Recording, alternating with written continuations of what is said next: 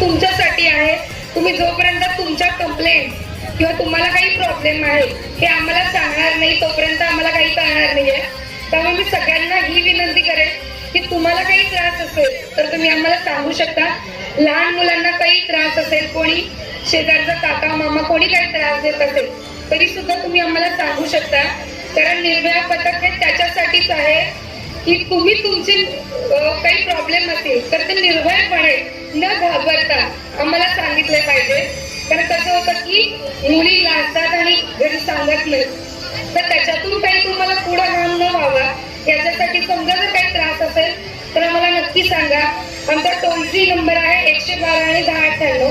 त्याच्यावरती तुम्ही आम्हाला कधीही कॉल करू शकता.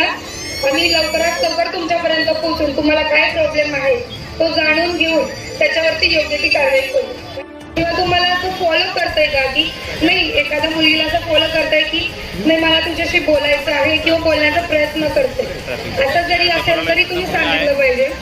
त्याचबरोबर बसमध्ये कोणी तुम्हाला टच करतंय, कुठल्याही महिलेला किंवा मुलीला एका मिनिटापर्यंत जर कोणी स्टेअर करत असेल, बघत असेल तर तो सुद्धा गुन्हा आहे. किंवा जाणून बुजून टच करत असेल तर त्याला आपण IPC 354 प्रमाणे गुन्हा दाखल करतो.